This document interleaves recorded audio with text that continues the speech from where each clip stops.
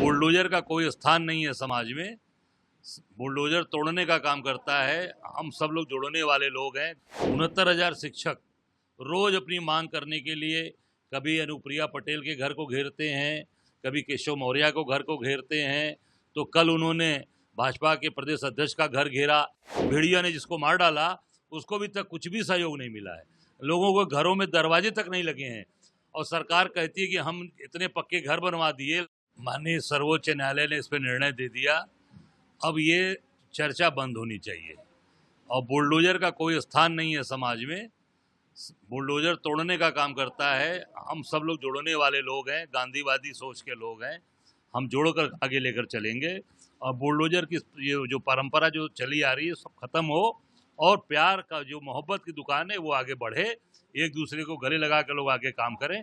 ये हम सब लोगों का सुझाव है, हम लोगों की सोच है। अखिलेश यादव जी ने तो उनको ऑफर दे दिया कि बीजेपी छोड़कर बुलडोजर के चुनाव चिन्ह पर चुनाव लड़े। मैंने कहा कि बुलडोजर की जो ये चर्चा चल रही है ये बंद होनी चाहिए और प्यार और मोहब्बत की चीजें चलनी चाहिए। मैं यही कहना चाहूँगा। उपचुनाव को लेकर क्या रणनीति है कांग्रेस पार्टी की, किस तरह से उपचुनाव मिलकर लड़ेंगे और 10 की 10 जीतेंगे डंके की चोट पर भारतीय जनता पार्टी और इनको हराएंगे।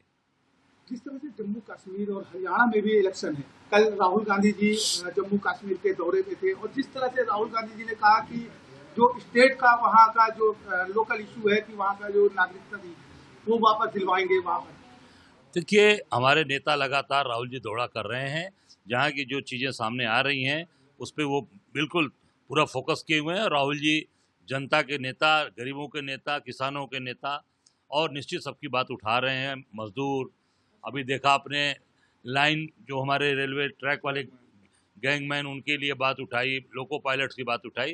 तो राहुल जी निश्चित तौर से जो वहाँ की चीज़ें आ रही है उसको वो निश्चित तौर से पूरा करेंगे और उस पर पूरी तरीके से काम करने की सोच है। हरियाणा और जम्मू कश्मीर के जो चुनाव और जो उपचुनाव उसको लेकर क्या कांग्रेस पार्टी क्या उम्मीद लगा रखा है? देखिए, आज जो पूरा प्रदेश, उत्तर प्रदेश की बात मैं कहूँगा, उत्तर प्रदेश आज बहुत ही विकट परिस्थितियों में गुजर रहा है।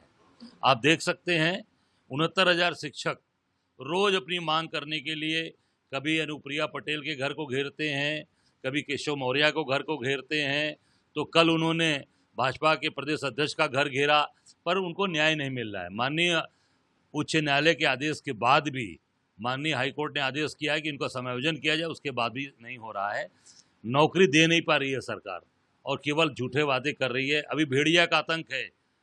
बहराइच में मैं गया था, कल दिन भर वहीं था, घर घर गया, कोई सुविधाएं नहीं मिली है लोगों को, कोई भी लोगों की मदद नहीं हो रही है। यहाँ तक एक रीता देवी जिसकी भेड़िया ने जिसको मार डाला उसको भी तक कुछ भी सहयोग नहीं मिला है। लोगों को घरों में दरवाजे तक नहीं लगे हैं और सरकार कहती है कि हम इतने पक्के घर बनवा दिए करोड़ों और हमने शौचालय बना दिया। लोगों के घर नहीं बने हैं, दरवाजे नहीं है और भेड़िया दिन में रात को आकर उठा ले जा रहा है। निश्चित तौर से ये सरकार विफल है और सरकार को पूरी तरीके से जनता का ध्यान नहीं दे पा रही है। सरकार को निश्चित तौर से इस पे काम करना चाहिए और अपने कार्य को आगे जनता के बीच में लेके जाना चाहिए। यूपी के लॉ एंड ऑर्डर को लेकर जिस तरह से सवाल खड़े किए जा रहे हैं, आज कल कासगंज से एक महिला वकील को वहां से कचहरी गेट से ले जाया जाता है, आज उसकी बॉडी मिलती है। पूरी तरीके से जंगल राज कायम उत्तर प्रदेश में। आप देखिए, एम्बुलेंस में मरीज को लेकर जा रही जो एम्बुलेंस, उसके अंदर लड़की के साथ जो है रेप का प्रयास करते हैं।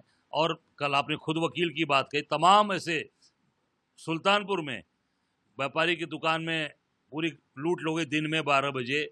वहाँ पर भाजपा के भतीजे को गोली मारकर हत्या कर दी गई नेता की। मैं समझता हूँ कि पूरे प्रदेश में जंगल राज कायम है और योगी जी केवल और केवल जो जनता को भ्रमित करने वाली बातें हैं, बुलडोजर और तमाम घुमाने वाली बात कर रहे हैं।